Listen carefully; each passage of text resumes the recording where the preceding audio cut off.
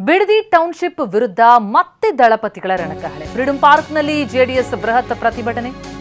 ಮಾಜಿ ಪ್ರಧಾನಿ H D Deve Gowda, ಕೇಂದ್ರ ಸಚಿವ ಕುಮಾರಸ್ವಾಮಿ ಅವರ ನೇತೃತ್ವದಲ್ಲಿ ಈ ಪ್ರತಿಭಟನೆ.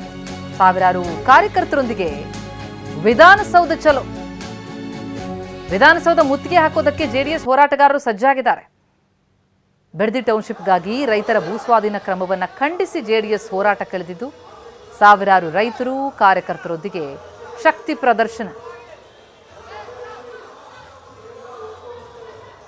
ಈ ಪ್ರತಿಭಟನೆಗೆ ಸಾಕಷ್ಟು ರೈತರ ಸಾಥ್ ಸಿಕ್ಕಿದೆ. ದೇವೇಗೌಡರು ಗಿಡಕ್ಕೆ ನೀರುಣಿಸಿ ಈ ಪ್ರತಿಭಟನೆಗೆ ಚಾಲನೆ ಕೊಟ್ಟರು. ಫ್ರೀಡಂ ಪಾರ್ಕ್ನಲ್ಲಿ ಸಿಕ್ಕಿದೆ ಚಾಲನೆ. ಈಗ ಕುಮಾರಸ್ವಾಮಿ ನೇತೃತ್ವದಲ್ಲಿ ಹೋರಾಟ.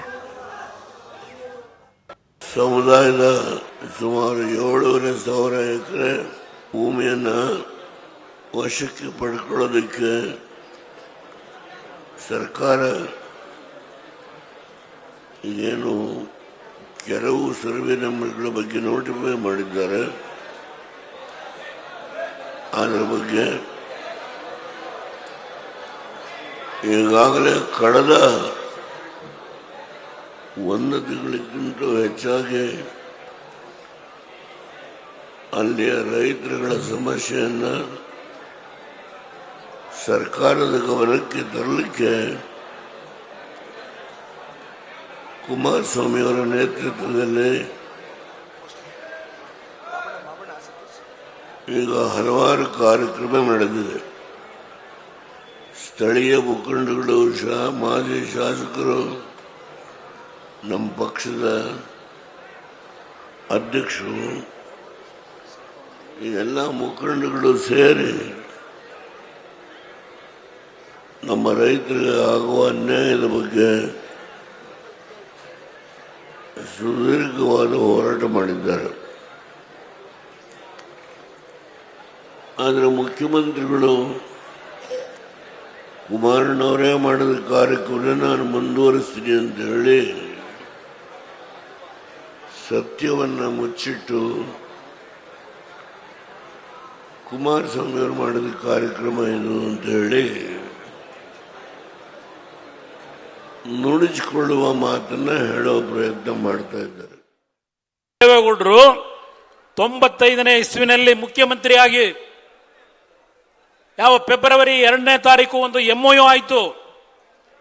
1000 ಬಾರಿ ಹೇಳಿದ್ದೇವೆ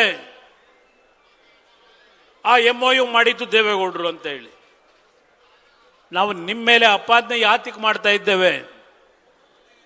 ಯಾವೊಂದು MOU ಮಾಡಲಿಕ್ಕೆ ದೇವೇಗೌಡರು ಅವತ್ತು ಮಾಡಲಿಕ್ಕೆ ತೀರ್ಮಾನ ಇದೇ ರಾಮನಗರ ಜಿಲ್ಲೆ, ಈಗ ಬೆಂಗಳೂರು ದಕ್ಷಿಣ ಜಿಲ್ಲೆ, ರಾಮನಗರ ತೆಗೆದುಬಿಟ್ರಿ ಈಗ.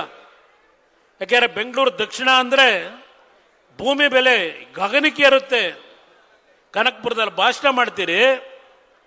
ಯಾವ ನಮ್ಮ ರೈತರು ಬೆಂಗಳೂರು ದಕ್ಷಿಣ ಜಿಲ್ಲೆಯಲ್ಲಿ ಜಮೀನು ಮಾರಾಟ ಮಾಡಬೇಡಿ, ನಿಮ್ಮ ಬೆಲೆ ಆಕಾಶಕ್ಕೆ ಇರ್ತದೆ, ಗಗನ ಮುಟ್ಟುತ್ತೆ, ಮಾರಾಟ ಮಾಡಬೇಡಿ ಅಂತ ಹೇಳಿದಂಥ ಮಿಸ್ಟರ್ ಶಿವಕುಮಾರ್ ಇವತ್ತು ಬಿಡದಿಯ ನನ್ನ ರೈತರು ಯಾವೊಂದು ಕೃಷಿಯನ್ನು ಮಾಡ್ತಾ ಇದ್ದಾರೆ, ಹಾಲನ್ನು ಉತ್ಪಾದನೆ ಮಾಡಿ ಇವತ್ತು ನಿಮ್ಮ ಬೆಂಗಳೂರು ಡೈರಿಗೆ ಆಗ್ತಾ ಇದ್ದಾರೆ.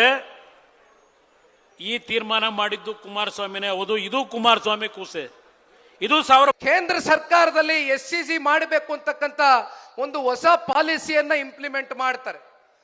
ಆಗ ಬೆಂಗಳೂರು ನಗರದಲ್ಲಿ ಸಾಕಷ್ಟು ಜನಗಳ ಒಂದು ಒತ್ತಡ ಆಗ್ತದೆ. ಮುಂದಿನ ದಿನಗಳಲ್ಲಿ ಇಂಟಿಗ್ರೇಟೆಡ್ ಟೌನ್ಶಿಪ್ಗಳು ಆಗಬೇಕು ಹಲವಾರು ಭಾಗದಲ್ಲಿ ಅಂತಕ್ಕಂಥದ್ದು. ಅದು ಸೋಲೂರು ಇರ್ಬೋದು, ನಂದಗುಡಿ ಇರ್ಬೋದು, ನಮ್ಮ ರಾಮನಗರ ಇರ್ಬೋದು, ಬಿಡದಿ ಇರ್ಬೋದು, ಅನೇಕ ಭಾಗದಲ್ಲಿ ಇವೆಲ್ಲ ಚರ್ಚೆಗೆ ಬಂದಾಗ, ಚರ್ಚೆ ಮುನ್ನೆಲೆಗೆ ಬಂದಾಗ ಕುಮಾರಣ್ಣ ಅವರು ಕೇವಲ ಇದನ್ನ ಒಂದು ಪರಿಕಲ್ಪನೆ ಮತ್ತೆ ಪ್ರಸ್ತಾವನೆಯನ್ನ ಮಾತ್ರ ಇಡ್ತಾರೆ. ದಯವಿಟ್ಟು ನೀವು ಇದನ್ನ ಮನಸ್ಸಿಗಿಟ್ಕೊಳ್ಬೇಕು. ಕುಮಾರಣ್ಣ ಅವರು ಕೇವಲ ಅದು ಒಂದು ಪ್ರಾಜೆಕ್ಟ್ ಮತ್ತೆ ಕಾನ್ಸೆಪ್ಟ್ ಅನ್ನ ಮಾತ್ರ ಮುಂದಿಡ್ತಾರೆ ಹೊರತುಪಡಿಸಿ ಯಾವ ತಾತ್ವಿಕ ಅಧಿಸೂಚನೆ ಹೊರಡಿಸಲಿಲ್ಲ, ಯಾವ ಪ್ರಾಥಮಿಕ ಅಧಿಸೂಚನೆ ಹೊರಡಿಸಲಿಲ್ಲ, ಯಾವ ಅಂತಿಮ ಅಧಿಸೂಚನೆ ಹೊರಡಿಸಿದಂಥದ್ದು ಸನ್ಮಾನ್ಯ ಕುಮಾರಣ್ಣ ಅವರಲ್ಲ. ಬದಲಾಗಿ 3 ಸತತವಾದಂಥ ರೈತರ ಜೊತೆಯಲ್ಲಿ ಸಭೆ ಏನಾಗುತ್ತೆ, ಕೃಷ್ಣ ಕಚೇರಿಯ 3ನೇ ಸಭೆಯಲ್ಲಿ ಸನ್ಮಾನ್ಯ ಕುಮಾರಣ್ಣ ಅವರಿಗೆ ಒಂದು ರೈತ ಮಹಿಳೆ ಯಾವ ಕಾರಣಕ್ಕೂ ಕೂಡ ಇಲ್ಲಿ ಯಾವುದೇ ಯೋಜನೆಗಳು ಆಗ್ತಕ್ಕಂಥ ಅಗತ್ಯತೆ ಇಲ್ಲ. ಮಾನ್ಯ ಕುಮಾರಣ್ಣ ಅವರೇ, ದಯವಿಟ್ಟು ಹೇಗಿದೆಯೋ ನಮ್ಮನ್ನ ಹಾಗೆ ಬದುಕಕ್ಕೆ ಬಿಟ್ಟುಬಿಡಿ.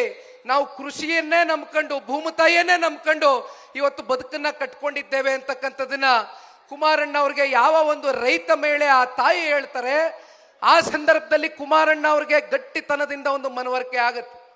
ಯಾವ ಕಾರಣಕ್ಕೂ ಕೂಡ ನಾನು ಈ ಯೋಜನೆಯನ್ನ ಮಾಡ್ತಕ್ಕಂಥ ಪ್ರಶ್ನೆ ಇಲ್ಲ ಅನ್ನುವಂಥದ್ದನ್ನ ಆಗಸ್ಟ್ 1ನೇ ತಾರೀಕು 2007 ಇದೇ ನಮ್ಮ ಸದನದಲ್ಲಿ, ವಿಧಾನಸೌಧದ ಕಲಾಪದಲ್ಲಿ ಮುಖ್ಯಮಂತ್ರಿಗಳು, ಅಂದಿನ ಮುಖ್ಯಮಂತ್ರಿಗಳು ಕುಮಾರಣ್ಣ ಅವರು ಕೊಟ್ಟಿರತಕ್ಕಂಥ ಹೇಳಿಕೆ,